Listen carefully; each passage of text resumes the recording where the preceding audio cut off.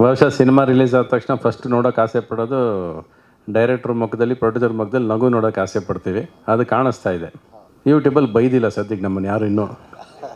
ರವಿ ಬಾಬಣ್ಣ ಬೈಸ್ಕೊಂಡು ಸುಸ್ತಾಗಿದ್ದೆ ನಾನು. ಅದು ಎಲ್ಲೂ ಬೈದಿಲ್ಲ ಅನ್ನೋದು ಒಂದು ಖುಷಿ ಆಯಿತು ಅಷ್ಟೇ. ಸೊ ಮೆಚ್ಚುಗೆ ಅಂತೂ ಆಗಿದೆ, ಇಷ್ಟಪಟ್ಟಿದ್ದಾರೆ.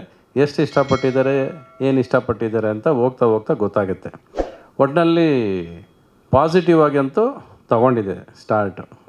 ಈ ವೆದರಲ್ಲಿ, ಈ ಒಂದು ವಾತಾವರಣದಲ್ಲಿ, ಎಲ್ಲ ಡಲ್ಲಾಗಿರೋ ಸಮಯದಲ್ಲಿ ಮಾತುಕತೆಗಳು ಅಲ್ಲಲ್ಲಿ ಕೇಳ್ತಾ ಇರಬೇಕಾದ್ರೆ ಎಲ್ಲ ಪಾಸಿಟಿವ್ ಆಗಿದೆ. ಎಲ್ಲ ದೃಶ್ಯಕ್ಕೆ ಹೋಲಿಸ್ಕೊಂಡು ಮಾತಾಡ್ತಾರೆ, ಲೀಗಲ್ ಬ್ಯಾಟಲ್ ಅಂತ ಮಾತಾಡ್ತಾರೆ. ಎಲ್ಲ ನಮ್ಮನ್ನು ಲಾಯರ್ ಆಗಿ ಇಷ್ಟಪಟ್ಟಿದ್ದಾರೆ. ನನ್ನ ಮೇಘನ ಜೋಡಿ ಇಷ್ಟಪಟ್ಟಿದ್ದಾರೆ.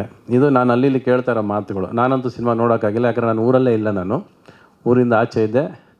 ಪ್ರೊಡ್ಯೂಸರು ನೀವು ಬರಬೇಕು ಸರ್, ಪ್ರಮೋಷನ್ ಮಾಡಬೇಕು ಅಂದರು.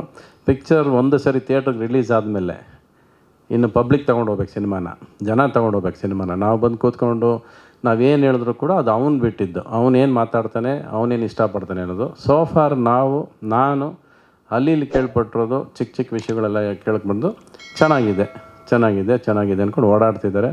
ಐ ಥಿಂಕ್ ಮಂಡೇ ಅಷ್ಟೊತ್ತಿಗೆ ಇದ್ರದ್ದು ಇನ್ನು ಸ್ವಲ್ಪ ಬೆಟ್ರಾಗಿ ನಾವೇನು ಅನ್ಕೋತಿದ್ದೋ ಅದಕ್ಕಿಂತ ಬೆಟ್ರಾಗಿ ಆಗೋ ಸಾಧ್ಯತೆಗಳಂತೂ ಕಾಣಿಸುತ್ತೆ ಅಂತ ಅನಿಸುತ್ತೆ. ದೃಶ್ಯಗೆ ಹೋಲಿಸ್ಕೊಳ್ಳೋದೇ ಒಂದು ಪಾಸಿಟಿವ್ ಮ್ಯಾಟ್ರ್ ಅದು.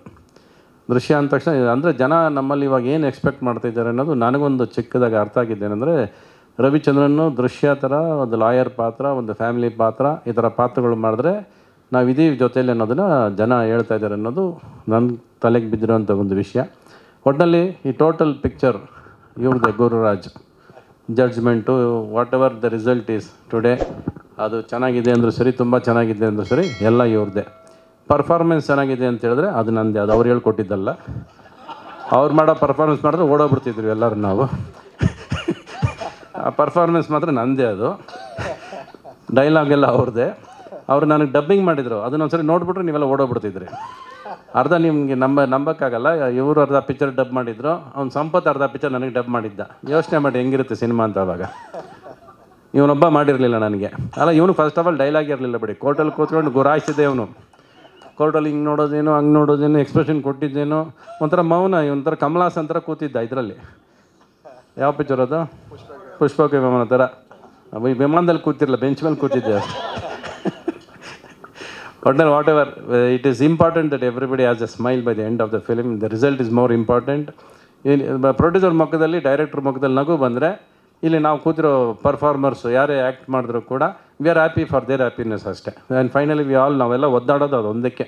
ಒಂದು ಓವರ್ ಆಲ್ ಪ್ರಾಜೆಕ್ಟು ನಗು ತರಬೇಕು ಎಲ್ಲರಿಗೂ. ಸಿನಿಮಾ ಪ್ರಮೋಷನ್ ಕೂತ್ಕೊಳ್ಳೋದು ಇಂಪಾರ್ಟೆಂಟ್ ಅಲ್ಲ. ಥಿಯೇಟ್ರಲ್ಲಿ ಜನ ಹೋದ್ಮೇಲೆ ಇನ್ನು ಅವ್ರು ಬಂದು ಆಚೆ ನಗ್ನಗ್ತಾ ಆಚೆ ಬಂದರೆ ಆ ನಗು ಇಲ್ಲೆಲ್ಲ ಕ್ಯಾರಿ ಆಗುತ್ತೆ. ಆ ನಗು ಇನ್ನು ಮುಂದಕ್ಕೂ ಹೀಗೆ ಈ ಸಿನಿಮಾ ಇನ್ನೆಷ್ಟು ನಗು ಕೊಡ್ತಾರೆ, ನಗು ಕೊಡಲಿ. ಇನ್ನೊಂದು ಪಿಕ್ಚರ್ ಸೈನ್ ಮಾಡ್ತಾರೆ ಅವಾಗ, ಚೆನ್ನಾಗಿದೆ, ನಮಗೂ ಖುಷಿ ತಾನೆ. ರೆಮ್ಯುನರೇಷನ್ ಜಾಸ್ತಿ ಮಾಡ್ಕೋಬೋದು ಅಲ್ವಾ? ಮಾತಾಡಿ. ಸೊ ತಿರ್ಗಾ ಕಂಟಿನ್ಯೂ ಮಾಡೋಣಂದು. ಸೊ ಹಾಗಾಗಿ